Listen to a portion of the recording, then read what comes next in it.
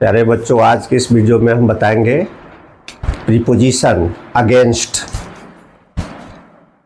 AGAINST, इसको पढ़ते हैं अगेंस्ट। अगेंस्ट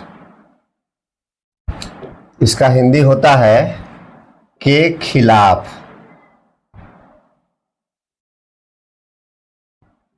के विपरीत।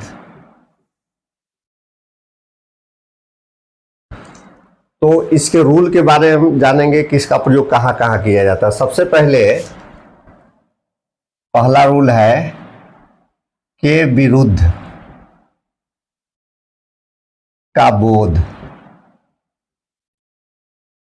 कराने के लिए इसका प्रयोग किया जाता है। For example, I am not against you.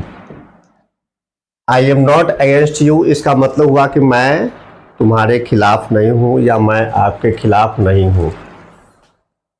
दूसरा है दिशा, यानी डायरेक्शन का जब बोध कराना हो तब इसका प्रयोग किया जाता है।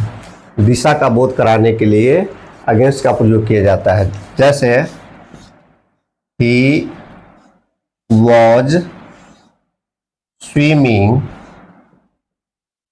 Against the current. इसका मतलब हुआ कि वह धारा के विपरीत तैर रहा था। ही वॉज, इसको वाज नहीं पढ़ेंगे, वॉज पढ़ेंगे। वह धारा के विपरीत तैर रहा था। तीसरा है के वास्ते का बोध। के वास्ते का बोध कराने के लिए इसका प्रयोग किया जाता है। As for example, one should save money against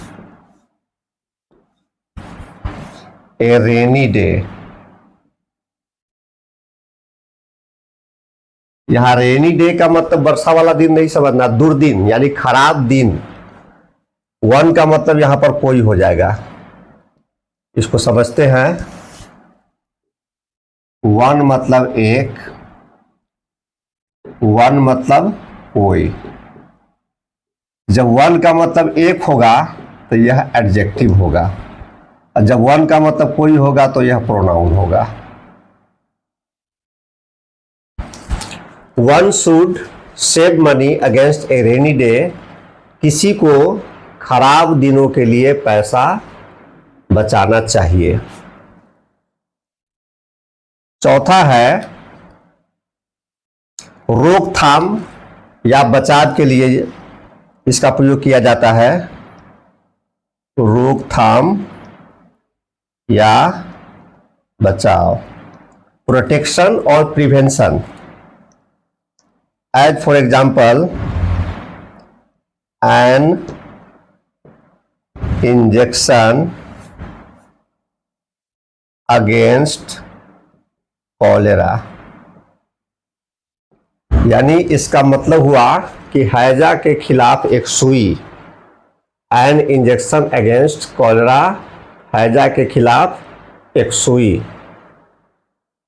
उसके बाद अगला रूल है, यानी पांचवा, फिजिकल कांटेक्ट का जब बोध कराना हो तब हम इसका प्रयोग करते हैं। फिजिकल कांटेक्ट जैसे हम कहते हैं कि कोई सटकर खड़ा है,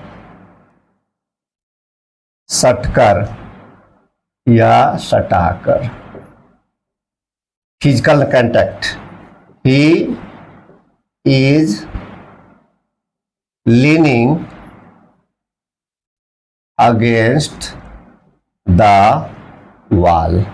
इसका मतलब हुआ कि वह दीवार से टिककर खड़ा है या दीवार से सटकर खड़ा है।